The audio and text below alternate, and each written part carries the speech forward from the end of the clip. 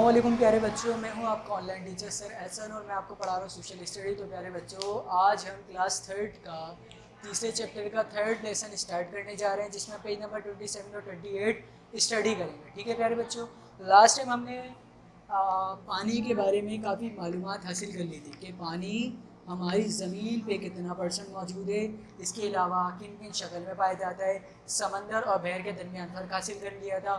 और इसके अलावा लास्ट टॉपिक में हमने दरिया के बारे में पढ़ा था कि दरिया क्या होता है और कैसे बनता है। ठीक है, ये हमने स्टडी कर लिया था। आज हम नई चीज़ जो स्टडी करेंगे, नई चीज़ जो सीखेंगे, उसका नाम है नहर। क्या है नाम? नहर। नहर क्या होती है उसके बारे में स्टडी करेंगे। इंग्लिश में इसे बोलते हैं कैनाल। क्या बोलते हैं? कैनाल। कैसे बनती है, क्या होती है, इसके बारे में हम क्या करने जा रहे हैं प्यारे बच्चों? स्टडी करने जा रहे हैं। तो प्यारे बच्चों, पूरा फोकस बोर्ड पे रखिएगा। ठीक है, मैं समझाता हूँ क्या होती है। प्यारे बच्चों, नहर को कहते हैं कैनाल। कैनाल दरअसल इंसान की बनाई हुई होती है, ये कुदरती मौजूद नहीं होती। इंसान ज़मीन खोद के अपने मकसद के लिए बनाता है। अब किस मकसद के लिए बनाता है? कि वो दरिया से पानी, अब आपके घर में पानी आ रहा है ना, टैंक में लाइन के ज़रिए पानी आ रहा है। किस तरह से आ रहा है? डायरेक्ट दरिया में थोड़ी लाइन लगाएगी आपने, आप लाइन खोद के लेके गए डायरेक्ट दरिया में डाल दी, ऐसा तो नहीं है ना।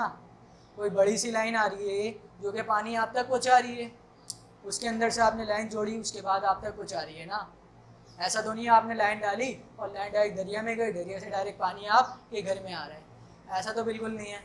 अब वो जो लाइनें डली वो किस बेस की बुनियाद पर डली, किस तरह से पानी हमारे घर तक पहुंच रहा है, उस सिस्टम को डिज़ाइन करने का सिस्टम कहलाता है नहर। सही है, नहर जो है वो उससे रिलेट करते हैं, आपके घर में जो पानी आ रहा है इससे रिलेट करते हैं। किस तरह से? अब हम इसको अपने मकसद के लिए बनाते हैं। किस तरह से? आपके जो बड़े बड़े झील होते हैं, मिसाल के तौर पे आपका तालाब है या फिर आपकी झील है, सही है, आपका दरिया है, XYZ कुछ भी है जहाँ पे मीठा पानी मौजूद है। अब इसको, इसमें से पानी हम लोगों तक पहुँचाने के लिए, खेती बाड़ी करने के लिए इस्तेमाल करना चाहते हैं। किस तरह से करेंगे? अब हम क्या करेंगे, इसके इर्द गिर्द हम जो है वो यहाँ से, इसके पास से एक जो है वो ज़मीन को खोदना शुरू कर देंगे, बिल्कुल इस शेप में। ठीक है, यानी थोड़ी ज़मीन को खोदेंगे इसकी शेप में, और खोदते हुए खोदते हुए खोदते हुए अपने शहर की तरफ ले आएंगे जहाँ हमें पानी प्रोवाइड करना है। अब ये जो हमने ज़मीन खोद के अपने मकसद के लिए ज़मीन खोदी ना, ज़मीन खोद के जो पानी के लिए हमने लाइन बनाई है, ये क्या कहलाएगी? कैनाल बनाएगी। कैनाल ज़मीन के अंदर थोड़ी थोड़ी गहराई तक होती है, ज़्यादा गहराई तक नहीं होती, ज़्यादा चौड़ी भी नहीं होती है, लेकिन चौड़ी होती है। ठीक है, और ये इंसान अपने मकसद के लिए बनाता है ताकि लोगों को पानी प्रोवाइड कर सके। प्यारे बच्चों, लास्ट टाइम अभी हम लोग जो है वो अभी एक जगह घूमने गए थे, उस जगह पे आप लोग मैं जगह का नाम भूल गया, उस झील का नाम भूल गया, उस जगह घूमने गए थे, वहाँ पे हमने कैनाल भी देखी थी। उसके करीब बैठ के चाय वगैरह भी पी थी, याद है आप लोगों को? जी, वो क्या थी आपकी? कैनाल थी। क्या थी आपकी? कैनाल थी। ठीक है, तो कैनाल समझ में आई क्या हुआ, क्या होती है? सही, वेरी गुड। इंसान अपने मकसद के लिए बनाता है, कुदरती तौर पे मौजूद नहीं होती है। मकसद को पूरा करने के लिए ज़मीन खोदकर बनाया जाता है। पानी का वो रास्ता, पानी का वो रास्ता जो इंसान ज़मीन खोदकर अपने मकसद के लिए बनाता है। ज़मीन खोदकर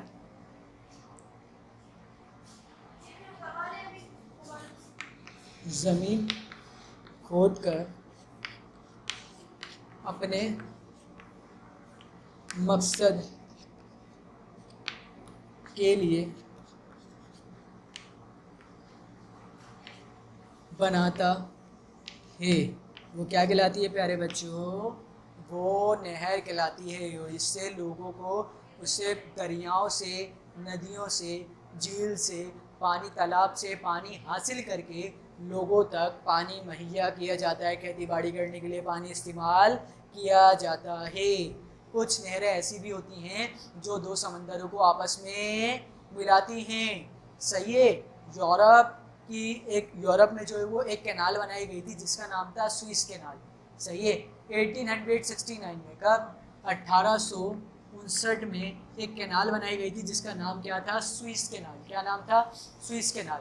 वो यूरोप और इसके अलावा दूसरे जो ममालिक थे, यूरोप से एशिया आने के दरमियान में जितने समंदर पड़ते थे उन समंदरों को आपस में मिलाती थी। मेडिटेरियन सी और रेड सी, ये दो आपके सी थे जिनको ये जो आपकी स्विस कैनाल है वो आपस में कनेक्ट करती थी। सही है, ये दो समंदरों को भी आपस में मिला सकती है। नहर क्या होती है? नहर आपकी दो समंदरों को आपस में ही मिलाती है और नहर आपकी वो होती है जिससे लोगों को पानी प्रोवाइड किया जाता है। क्लियर होगा ये बात? Very good. आपकी जो समंदरों को आपस में मिलाती हैं उनका नाम है स्विस कैनाल और मेडिटेरियन सी और रेड सी। सही है, स्विस कैनाल आपकी एक नहर है जो कि मेडिटेरियन सी और रेड सी को आपस में क्या करती है? कनेक्ट करती है।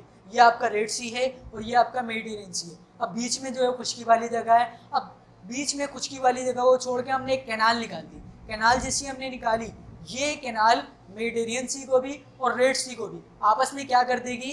कनेक्ट कर देगी। मिसाल के तौर पे एक दीवार यहाँ पे खड़ी हुई है, एक दीवार यहाँ पे खड़ी हुई है, हमने एक बीच में दीवार खड़ी करके दोनों को आपस में कनेक्ट कर दिया। ये क्या कहलाएगा? कनेक्ट कर दिया ना, हमने जोड़ दिया। इस तरह से स्विस कैनाल ने जो है वो मेडिटेरियन सी और रेड सी को आपस में क्या कर दिया था? कनेक्ट कर दिया था। क्या कर दिया था प्यारे बच्चों? कनेक्ट कर दिया था। प्यारे बच्चों, अब नहरें भी दो तरह की होती है। कितनी तरह की होती हैं? दो तरह की होती हैं। पहली कौन सी तरह की होती है? पहली जो होती है वो छोटे जहाज और कश्तियों पे चलती है, जिनमें छोटे जहाज और कश्तियाँ चलती हैं, जिनमें छोटे जहाज और कश्तियाँ चलती हैं, जिनमें छोटे जहाज और कश्तियाँ चलती हैं और लोग एक जगह से दूसरी जगह सामान जो है वो पहुंचाते हैं, यानी सामान एक जगह से दूसरी जगह ले आने के लिए इस्तेमाल करते हैं। ये पहली तरह की नहर हो गई और लोग सफ़र भी इसमें करते हैं। जो दूसरी तरह की होती है वो क्या करती है? दूसरी तरह की जो नहर होती है वो क्या करती है?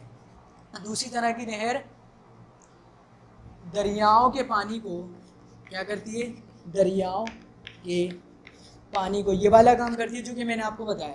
दरियाओं के पानी को आबादी और खेतों तक ले जाने में और खेतों तक ले जाने के लिए बनाई जाती है। खेतों तक ले जाने के लिए बनाई जाती हैं। ठीक है प्यारे बच्चों, बात समझ में आई? Very good. पहली क्या होती है? जिनमें छोटे जहाज और कश्तियाँ चलती हैं। इसमें क्या होता है? इसमें आप अपना तमाम का तमाम सामान जो है वो तिजारत का लेकर जाते हो। मिसाल के तौर पे आपका जो मैंने बताया था कि जो आपकी स्विस कैनाल है, नहर स्विस है, वो मेडिटेरियन सी और रेड सी को आपस में मिलाती है, आपस में कनेक्ट करती है। वो दरअसल कौन सी इक़साम में आती है? नहर की पहली इक़साम में आती है, क्योंकि इसमें तिजारत की जा रही है और इसमें नहरें बड़ी जो है वो बहुत ज़्यादा बड़ी बनाई जाती है, जिसमें समंदर आपस में एक दूसरे क्या होते हैं? कनेक्ट होते हैं। क्या होते हैं? कनेक्ट होते हैं। जो यूरोप से एशिया के दरमियान में स्विस कैनाल बनाई गई थी, कैनाल बनाई गई थी जिसका नाम क्या था? Swiss canal. उससे भी तिजारत की जाती थी। यूरोप से एशिया सामान ले आता था, एशिया से यूरोप सामान लेके आया करता था तिजारत के लिए। ठीक है, तो स्विस कैनाल वाली इससे रिलेट करती है। और ये वाली जो मैंने आपको बताया कि आबादी तक पानी पहुँचाने और खेती बाड़ी के लिए पानी जो लोगों के घरों तक पहुँचाने के लिए नहर निकाली जाती है वो दूसरी कैनाल कहलाती है। ये बहुत बड़ी बनाई जाती है और ये छोटी कैनाल बनाई जाती है। ये वाली छोटी होती है कैनाल और ये बड़े पैमाने के ऊपर बनाई जाती है। बात क्लियर हो गई? Very good. इसके अलावा प्यारे बच्चों, अगर पाकिस्तान की बात करें, पाकिस्तान में दुनिया का सबसे बड़ा नहरी निज़ाम मौजूद है। पाकिस्तान में दुनिया का सबसे बड़ा, यानी पूरी दुनिया की अगर बात करें, दुनिया में कहीं पर भी इतना बड़ा नहरी निज़ाम नहीं बनाया गया जितना बड़ा पाकिस्तान में कैनाल्स का निज़ाम बिल्ड किया गया है, बनाया गया है। दुनिया में सबसे बड़ा नहरी निज़ाम मौजूद है।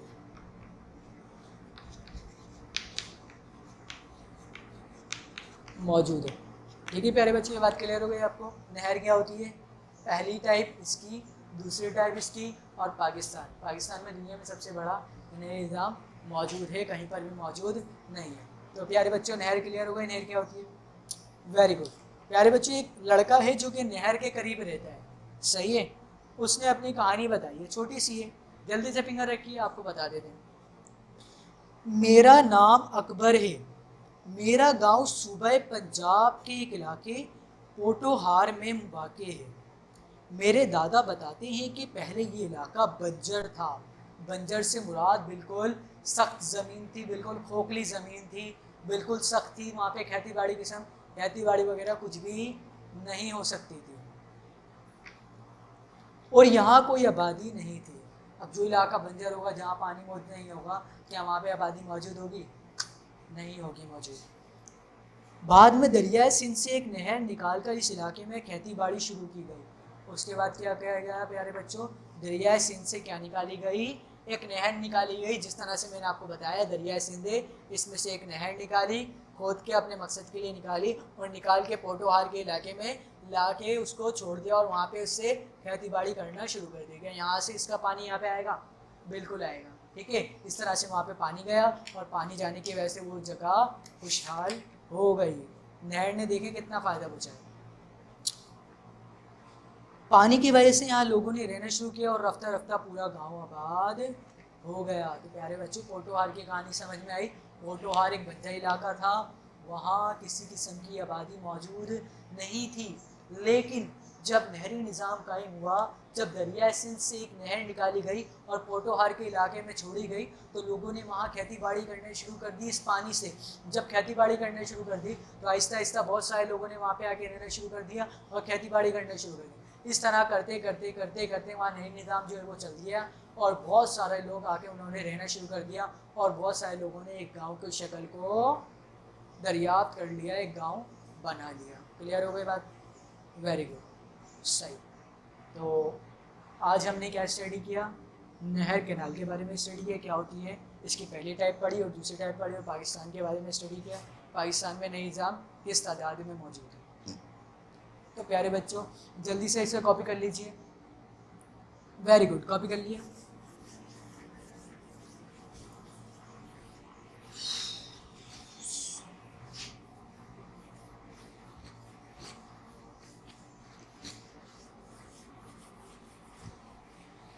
सो now we going to class work. अब हम क्लास वर्क की तरफ चलते हैं। क्लास वर्क में हमें क्या काम करना है, क्लास वर्क में पहले आपको दे देते हैं हम सवालात।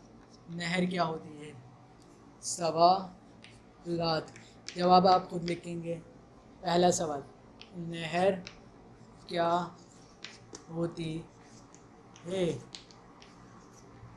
नहर क्या होती है प्यारे बच्चों, इंसान ने अपने मकसद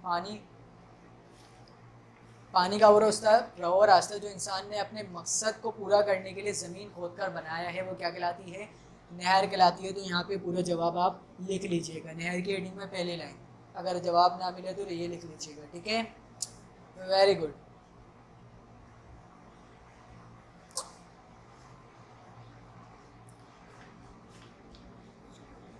दुनिया की वो कौन सी नहर है जो दो समंदरों को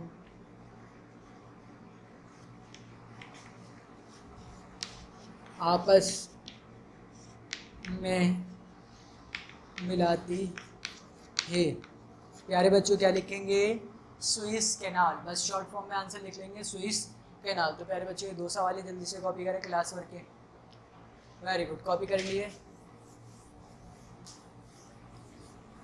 ठीक है। इसके बाद ज़रा होमवर्क देख लें। होमवर्क क्या है आपका, होम वर्क यानी घर का काम। लास्ट पीरियड में आपने समंदर और दरिया के बारे में दो फर्क लिखे थे, आज किसके बारे में लिखेंगे, आज दरिया और नहर के दरमियान दो फर्क लिखिए।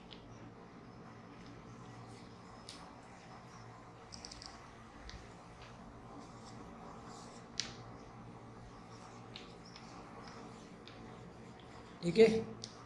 दरिया और नहर के दरमियान क्या करना है आपको, दो फ़र्क लिखना है। क्या करेंगे, कॉलम बनाएंगे। कॉलम बनाने के बाद बीच में क्या करेंगे, लाइन खींचेंगे। और लाइन खींचने के बाद इस तरफ लिखेंगे दरिया और इस तरफ लिखेंगे नहर। दरिया और नहर के दरमियान क्या फ़र्क है प्यारे बच्चों, को एक्सप्लेन करेंगे। पहली बात, दोनों मीठे मीठे पानी के होते हैं तो आप इसमें पॉइंट नहीं लिख सकते। तो आप क्या लिखेंगे, दरिया पहाड़ों पे से पिघलने वाली बर्फ़ से हासिल होने वाला पानी कहलाता है, इसका नहर का पॉइंट। नहर इंसान, वो पानी जो इंसान अपने मकसद के लिए ज़मीन खोद कर बनाता है वो नहर कहलाती है। सही है। इसके अलावा दरिया, दरिया पहाड़ों पे से जो है वो बनना स्टार्ट होते हैं। और नहर, नहर इंसान जो है वो क्या करता है, खुद बनाता है। सही है। नहर से लोगों को पानी प्रोवाइड किया जाता है। सही है, इस तरह से आप लिख सकते हैं। समझ आ गई बात, वेरी गुड। तो प्यारे बच्चों ये काम करिए और तमाम बच्चे अपना ख्याल रखिए। अल्लाह हाफिज़।